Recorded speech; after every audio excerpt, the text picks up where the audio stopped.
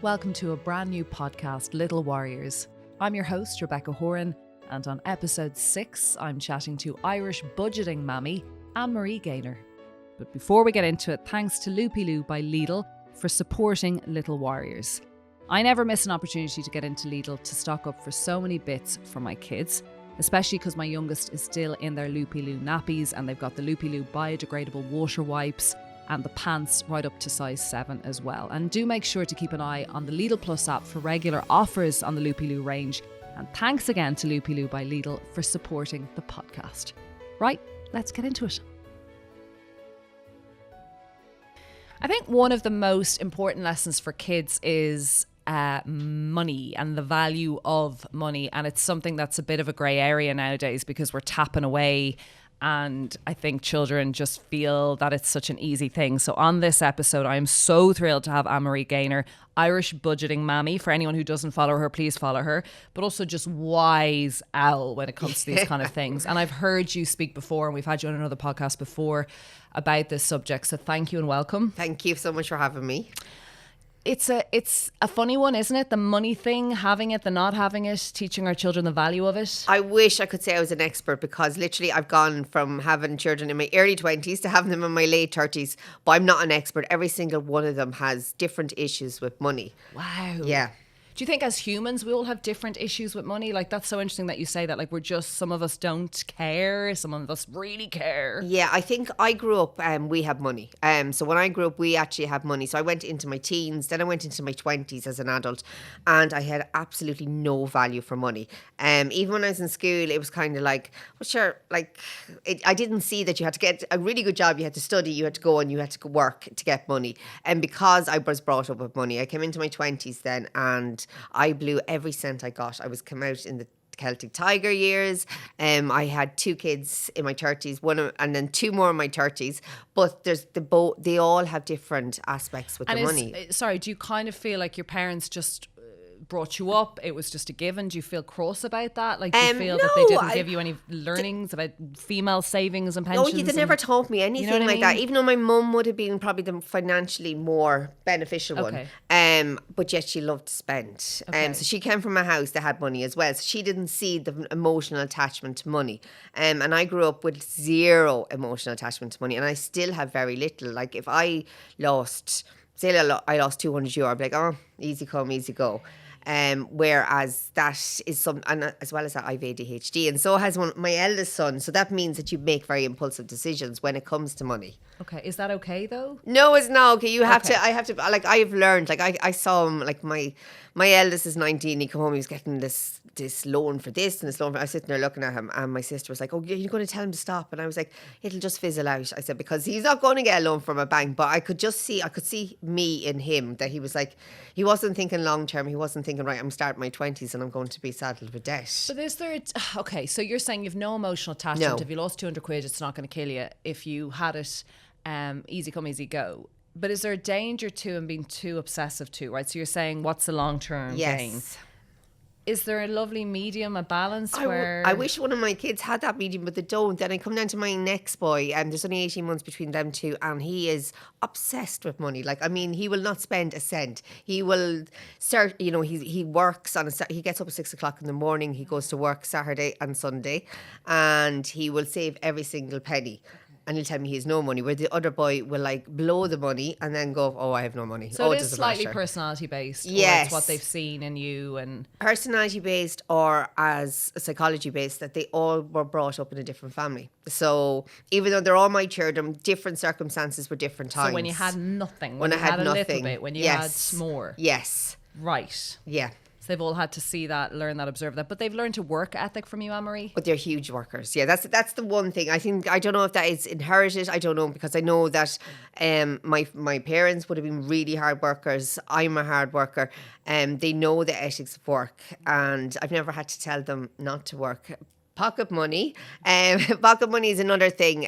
It's something I would have always done with them. Didn't happen to me as a child, but it was literally a case of, right, your chores this week are hoover the stairs, tidy your room, put away the clothes, and I will pay you. What age did you start that? About 5, 6. Wow. Yes, quite young. Like, it was all little things, like tidy your room. Bits and pieces. Bits and pieces. Now, I have had a huge backlash about that. People were telling me. No, I think that's great. Yeah, people were actually, on my Instagram, I shared it, and people were coming back to me going, I was slave labour, I was abusing my children, I was doing this. Yeah, so that was. But you're also instilling like routine and discipline, that Yeah. there's reward in that, there's a payment. Like, I don't think it's slave labour or you're I know, trying to, exactly. you know, make your kids. I think you're saying, like, if you clean your room, that is actually your room, and Yes. you'll learn to put your clothes Yeah. away. It's not my job. Yes, and save the money. As like I often said to my 13-year-old, when she got the money, she would go and spend it. And I often was like, actually save up and buy the big things. Now, some of them, like, they're all different. It's personality based and it's home based, and it's kind of what you teach them as well. I wish I could say I have like this perfect formula to teach your kids about money, teach the importance of money, but I don't. Because I've done the same things with them all, even though family circumstances might be different at the time, financial circumstances, but they've all got different outlook on money. How did the Instagram account, so Irish Budgeting Mammy, which we know is very popular and people love it and go to it, how did it come about? So I was on maternity leave, and I was literally, the lockdown started happening. I was cracking up. I was like, I have all these kids at home. Because I was so excited. It was he's 5 now, but I was so excited at the time because I wanted to kind of do all the maternity leave things I'd missed with the other ones, apart from my first. And so I just sat down and I looked at my debts, and I was like, I don't want to go back to work that quick. How do I pay off my debts? And then I've always used the system, so I just put it onto a book. It was pure boredom, and I got the book printed, self-published, and the girl that edited said to me, you need to actually put yourself out there on Instagram. Yeah. Just to learn how to get through debt. Get somebody marketing and get the marketing with the book. And because people often think, oh, I started with, the Instagram kind of thing. No, it was the book came first. What's the book called? The budget book. Okay. Yeah, so it's just a system that I use for budgeting. Go on, what is the system? System is, so basically what I do every single time is I put money aside to pay myself first. It's what somebody told me to do when I was really struggling with money. They're like, put €5 by, put €10 by every single week. It's to get to the habit of savings. So I did that, and I always call it pay yourself first. People think it means get your hair done, your nails done. No, it doesn't. It means that you're protecting yourself so that if a big giant bill comes, you have some money saved and put aside. I did this thing recently where I had a tiny bit extra after all the crash and mortgage came out, and I took cash out and I put it in my drawer. I know it sounds weird. Yeah. But instead of being in the bank where I find I'll always go for to find a way of getting it, right? It was there, tangible, in an envelope and fecked away. And I felt like if there was an issue, it was, I know it sounds strange, but I think we're very reliant on the card and the tapping and the bank. This was me saying, I have a bit of cash and it's here. And cash is still king, Anne-Marie. Cash is king, yes. I often look back, say, my second boy, I remember he used to do an awful lot of work in the bogs. And old men would be coming up going, where's Jacob? I want to bring him out to do the turf. And it was all cash. And that was his first experience of learning. And that kind of sealed kind of how he thinks about money and looks after his money. You had 3 kids and then you have a fourth, but you had 3 kids in a time where there wasn't lots of plenty, right? There wasn't. No. I had the first 2 during the Celtic Tiger years, and we had this big children's allowance, we had big payments coming, we were being offered credit cards, we were being offered this, and then I had my last child, and I got separated 5 weeks after she was born. So she was born in the middle of a recession. And there was a huge financial stress there. I wasn't working, my ex-husband wasn't working. There was a multiple of things, but the main thing. So you went from having everything, stuff coming in, stuff going on, to a separation, which is an emotional drain, financial change of circumstance, and was shit show, I presume. It was an absolute shit show. I actually never thought I'd come back out of it financially. There was times I just cried.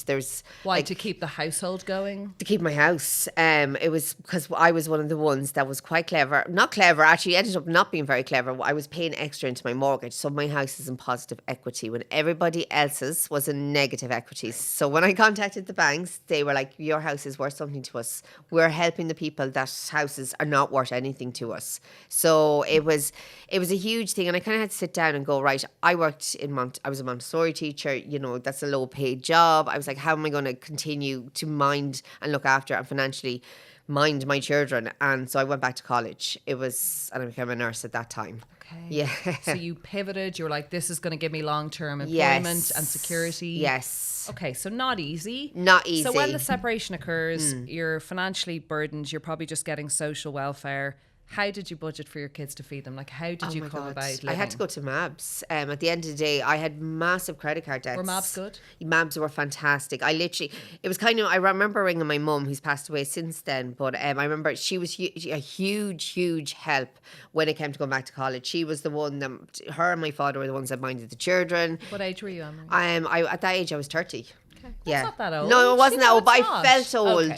I felt old. I was looking on Facebook, and everybody else was getting, married or having their first babies, and I was like, oh my God, I've done my life upside down. Yeah, so just a different route. It was just a different route, but it worked out in the end. But definitely, it was my mum that turned around to me one day, and I was just crying. I said, I can't finish college. I'm going to fail. I can't financially afford this. And she goes, ring MABS. I see them on the telly, and I said, oh, they can't help me. No one can help me. So I rang them, and they literally took over everything. They were like, okay, so this is before the banks. You remember the banks, there's a rule now, they can't keep bringing you about debts and all that kind of thing. So at the time, they were sending letters. MAB said, right, every single letter you get, do not answer the phone to them. Bring the letters into us, we will sort it out. And they took over. And what are MABs? They're kind of They're the national government kind of agency for anyone that's struggling with their money. A lot of people are like, me included, I was like, oh my God, it's a government agency. The government can't do anything more than what they're doing for me. But at that time, then I went to them, and I think it was very much the lady that I got in Longford MABS. She was fantastic. She literally was like, it's okay. Everything's going to be okay. And I said, well, I'm not clearing this debt. I'm not clearing that debt. That's all you need is someone to give you a lifeline. Yes. And she goes, why do you want to clear it? And she goes, you go on the 5-year blacklist or whatever it is called. She goes, that's fine. Stop putting a noose around your, we're so quick to have fear. Such fear. Our house is going to be repossessed. And in fact, she was kind of saying, breathe. Yeah. Okay, you're going to be a bit broke for a while. Yeah. I think a huge part, I'm a psychiatric nurse, and a huge part of people's mental health and a lot of the struggles are around money. Particularly in relationships and in with children and raising children. Even when there's plenty, there's a worry about that because you don't want to spoil your kids. Yes. And when there's less, you're so fearful they're not getting what everyone else is getting. Yes, I remember this is something that also rang in my ear with my mum. My grandmother would have bought me a lot of stuff, and she passed away when I was young. But my mum used to go to me, I didn't want your granny to buy you so much because I didn't want you to be spoiled. But now I kind of have this mindset that it's very hard to spoil a child. Now with mine, I remember there was a time I brought them backpacking around Thailand for 6 weeks. Wow. Yeah, once I was working and I had my debts cleared, that's what we did. What an experience. It was a huge experience, and it's a funny one because they used to be asking me for the latest racer bike and the newest iPhone, all this kind of thing. I remember that Christmas, and they kept going, oh, such and such a person's getting this, that and the other. And I knew the parents couldn't financially afford an €800 bike and a €1,500 iPhone, but they were putting themselves in debt. That's a huge thing with mine. I remember saying to them, I said, you're going to Thailand, and they were like, oh yeah, well, what's that about Thailand? I said, you're not getting massive presents this Christmas because we're going in April, we're going for a month. So when we went to Thailand, they saw a whole different culture, and they actually never asked for anything again when they came back. That wasn't based on materialistic things. That was based on experience, on family. Yes, because we rented a bungalow. I'm quite a hippie anyway. So we rented a bungalow, and I remember they were out playing on the streets with local children. And then next thing, they saw the children eating from a dustbin.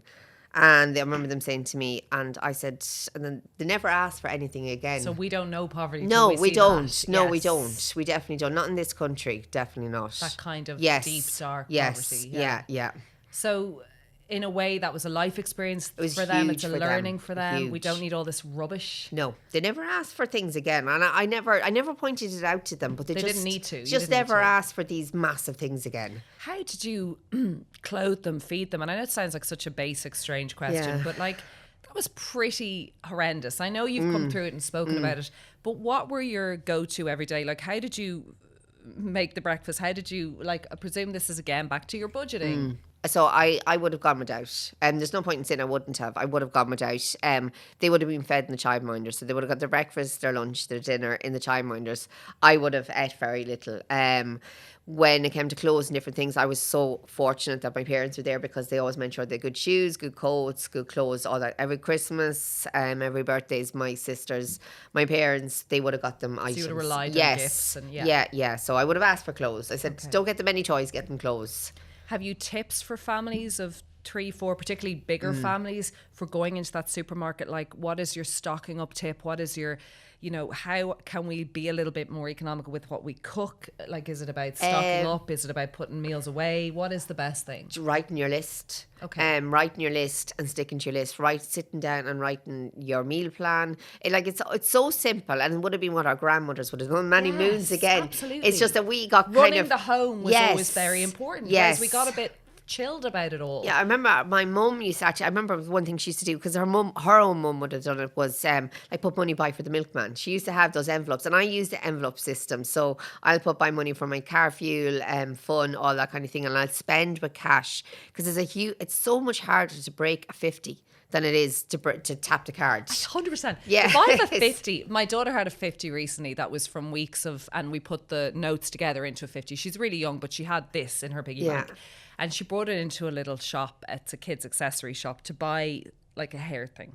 And she came back with €10. Yes. And I went, where's the €40?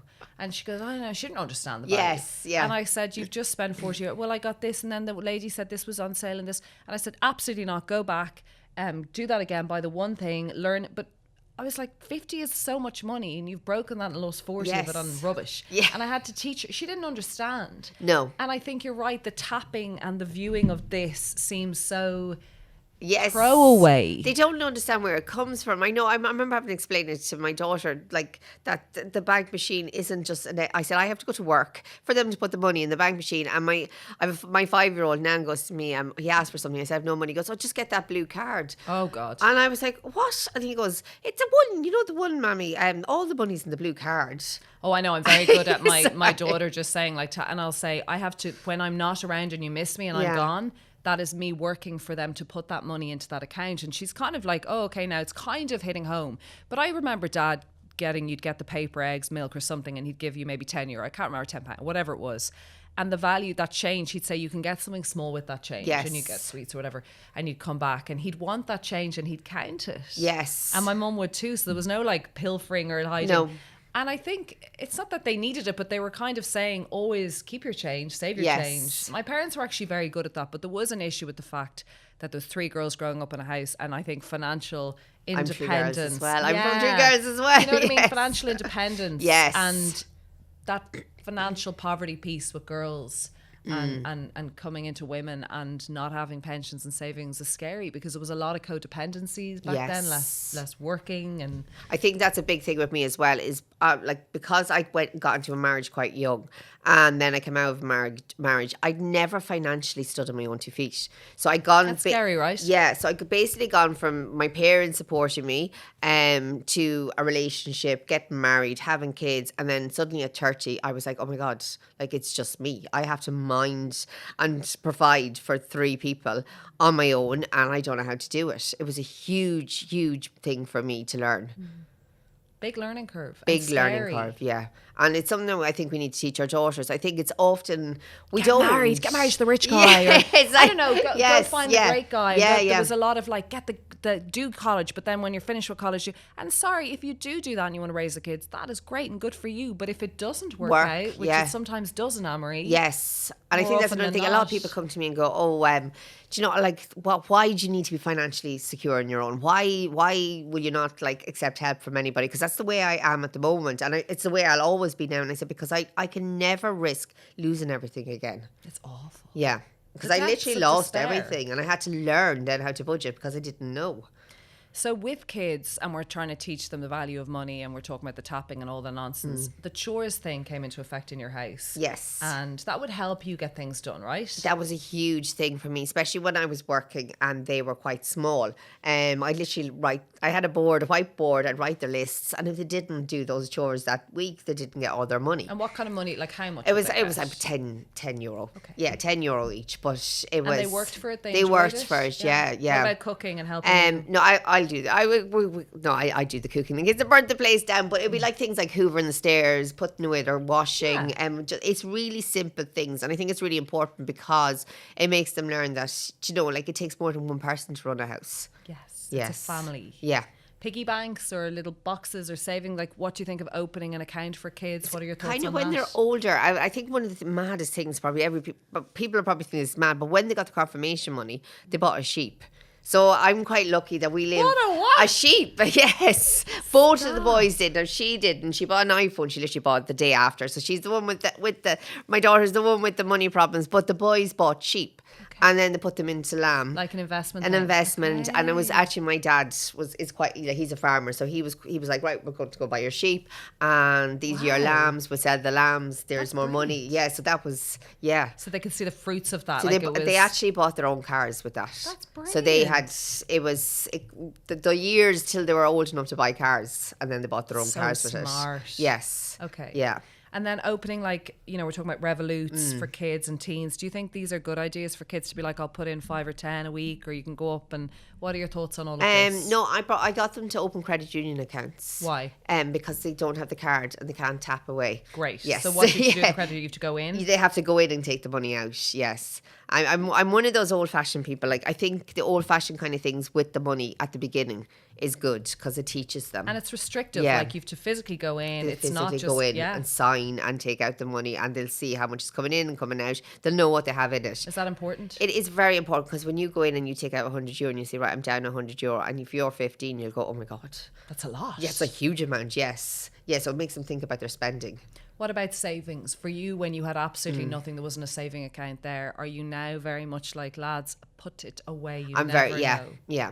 I'm now. I see. I don't buy huge things for them. Like, I know they're all about the wheels of the cars and all this kind of thing, because they're both going to be 20 and 18 this year. So a huge amount of what. I don't buy those things. At Christmas, I would buy them things. I'll sit down and say, right, this is what you want for Christmas. Christmas is big, but throughout the year, I do not buy things. I love that. It's like there's milestones. Like, you'll get that thing on your birthday. You'll work towards that, not just the getting every day. Do you feel very proud that they're 18, 19, 20? Like, do you feel proud that you've raised them? They're kind of more independent financially now. They're going off. Like, are you proud of that? I am. I'm so proud of them. Yeah. They're really good with that kind of thing. I saw the 20-year-old kind of lost the run of himself there for a little while. He was busy partying and doing all the things that they do. But he kind of, now he's like, no. I let him do it, didn't say anything. Then eventually he went, do you know what? He actually went to me, he goes, I've no money left. And I went, okay, well, you've been out every weekend. You've been out 3 or 4 nights during the weekend. And he was like, hasn't gone out in ages now because he's saving. Do you see a problem with parents who, and I'm not criticising because it might happen to me and my kids, the saving of the kids? So you're talking there about maybe a 17, 18-year-old going, I've spent all of my pocket money or spent all my save, and there's the saving of the kids through financial means. So it's not letting them learn independence. It's like, well, here's a couple of bob.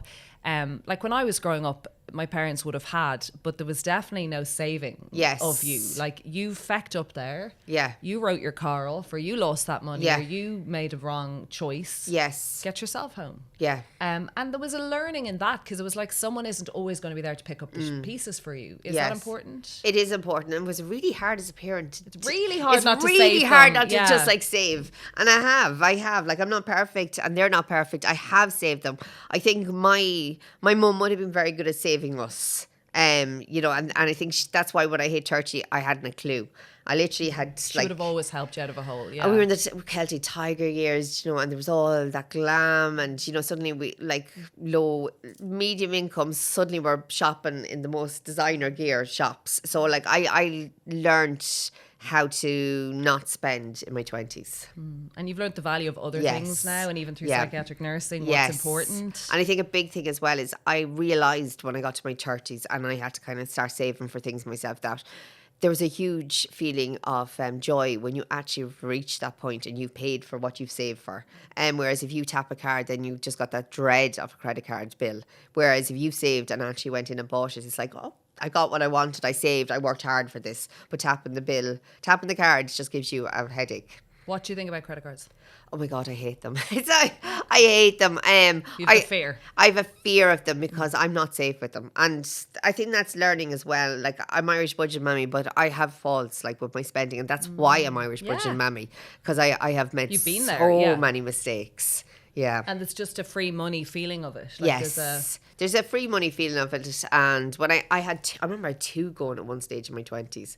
And I was like, but they were giving them out. Oh, I know. Yeah. It was like the mortgages. It's like, here's a zero. Yeah, you're getting these letters. And like, as soon as I'd reached my height, they'd give me another height. Yeah. Scary. Yeah, it's scary, yeah. But like, thankfully things have changed and they don't give things out as quickly and anymore. The cutting up of a card, unless you need it for something big, we don't I remember need doing it. Yeah, I remember doing that. And I think as well as that, you kind of need to look at emotional spending triggers. So a big one, like eating. Yeah, same. When you're tired, you're either going to eat more or you're going to spend more, and all that kind of thing. I remember when the boys were small, and I'd be up doing night feeds. I'd be on Amazon and be going, "What's the latest gadget to put them to sleep?" It's like, yes. Or you start going on to clothes things. You're like, "Oh, I need that top," and you don't realize when it arrives that is actually maybe a week's food, or it's like just shite you don't need. Yeah, and I think this idea in our heads that we need a treat. Well, I'll treat myself. I'll buy this. Yeah, this is right. a treat. Yeah, it's a huge thing that we think that we need a treat. Yeah, it's a reward thing. Yes, whereas we can reward ourselves without spending.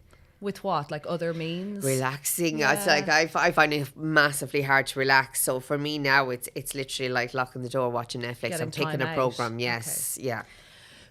For parents who don't have a lot, what are your tips when it comes to, like, you had these long summer holidays off school? What were your tips of getting out and about? And when you couldn't go to expensive places or holidays or all-inclusive resorts, what would you do with them? And what are your tips? Day trips. I remember we had places that I had in my head that were free, and I still do it. I still go to all them places every single summer. So they're like castles, gardens, beach.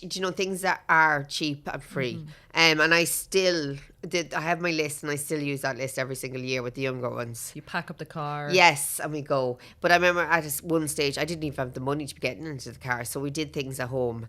Especially when they were smaller, they were easier to kind of entertain. So I remember doing World War II days. I remember doing Irish famine days and all this kind of thing, where we'd like watch films and make food and all that kind of thing around that. What happens when a kid is in school and they've less than, and there's the comparison and the bullying and the nasty jibes, and we have this and we have the iPhone? How do you navigate that as a parent when you just don't have it to give, or you're trying to teach your child the value of money? I had a huge amount of that with my older teens.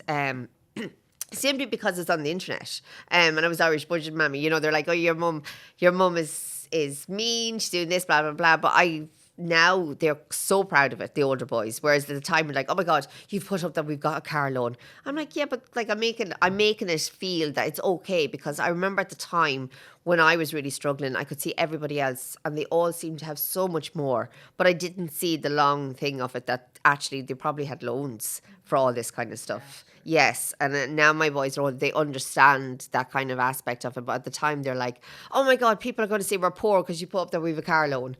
But you didn't feed into the other kids caring or the other parents caring. No. Because there is a lot of, like, Instagram now, there's a comparative on the aesthetic and on the financials. Like, there's a lot of all of us seeing everyone else do everything and thinking, but not all is as it seems, correct? No, it's not. Even like I always get... Like, I think the online system is just so dangerous with kids. Even for me, I know if you ever see me come back with fake teeth, it's because I've literally been offered them multiple times online, and then I'm thinking like, what? Like, I actually went to somebody. I said, they messaged me and said, will you do your teeth in a different country?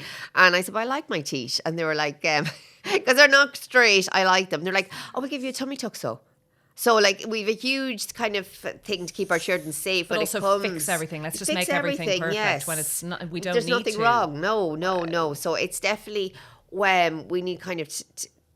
the internet is very, very much influential to the younger children. They've got this, they've got that, they've got the other, but it's not always true. Do you work very hard now to make ends meet and pay your mortgage? Like, where are you at now financially, Emery? Because I know your story is fascinating. Yeah, you have to follow it's so this long. woman. No, but it's Yeah. fascinating. Like, Irish Budgeting Mammy is something that we look to and need in this country. People always forget I work full time. That's what I was going to say. Yeah, they always like, people think this is my hobby or this is my job. It's not my job. This is I do loud budgeting so people feel secure. When I was really struggling and I was looking around at everybody else, nobody else seemed to be struggling except me. And I felt very, very alone, and it brought me, like, I felt very depressed with it all. And it wasn't until I went to Mam's and she literally said to me, she goes, the whole country are in bad debt. And because I was like crying, I was going, oh my God, I'm going to be in bad debt. She goes, but the whole country are in bad debt. It's just the times that we're in at the moment. And so how I do financially, I do okay. Like, I'm financially in a place I never thought I would be. Like, when you come back and think that I had 13,000 a year lone parent, that's what I was getting when I was in college, and now I'm earning like nearly 60,000 a year in my day job. So, but I've worked really, really hard to get to where I am. You're incredible. I just think I'm very pig-headed. I was like, I'm going to make this work. But isn't that great for your kids that you're pig-headed? You could have sat back, taken your welfare, taken loans from people, gotten help, and being a victim, Anne-Marie. Like, you are incredible. Yeah. You're an inspiration. Things didn't work out in your relationship and you pivoted, you constantly, hot-headed or not, you make it work, you studied. And I think what you're showing your kids is you can do anything you want to do if you put your mind to it. Yeah. But also, I do believe in the money comes, money goes. You're correct. Economically, we're always going to have recessions. We're always going to have shitter times, better times. You feel a bit flahoolik, then you don't. It's never perfect. So the rainy day money, and I am 41, Anne-Marie, and I'm still learning. Rebecca, pay all your bills, pay your mortgage, you pay your fee, but try and keep putting that money aside, which I struggle with. I'm like, I want to get my hair done. I want to buy it. And it is something that is important. I'm not great at saving. I'll always admit that. But you're good at paying the important stuff. I'm good at paying my bills. I'm really good at making money. If I want to do it.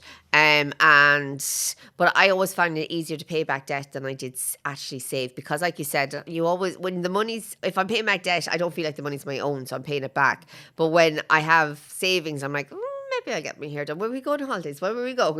So there's always that kind of thing that I always need to pull back.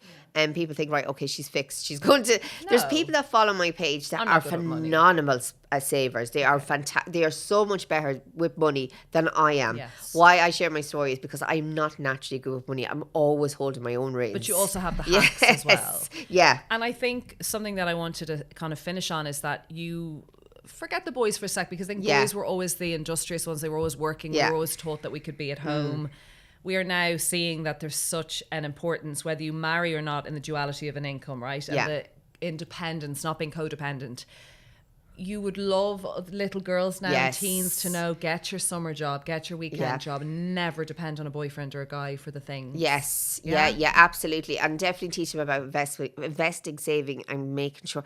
So I've had people give out to me and say, right, you're actually encouraging, relationships to end on all this kind of thing. I'm saying, no, I think we all should be able to financially look after ourselves. And I think I've come from quite a generation of strong women, actually. The women in my family have been very good with the money. I'm very good at making money and all that kind of thing. I'm very independent. So I think that's what comes from me. But I don't think it's saying all relationships end, or if your daughter gets married. No. I think it's saying, realistically, not all relationships last. No. And it's 50% of marriages. So be independent. Even if they do, so what?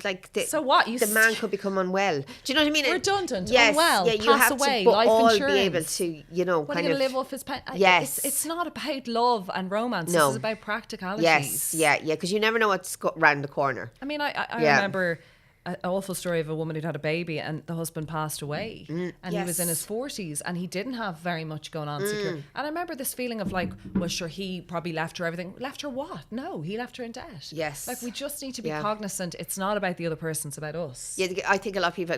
I've actually been criticised for being non-romantic. But I don't think money is not romantic. No, I always... And I think, especially with my own daughter, I've kind of pushed her... I don't know what she said she wanted to be recently, and I was was like, well, why don't you do, what about nursing? And then she goes, oh, I don't want to look after people and it's not a good job. And I said, well, there's so many opportunities with nursing that, you know, you can, and travel. There's ways to earn, you can bring it anywhere you want.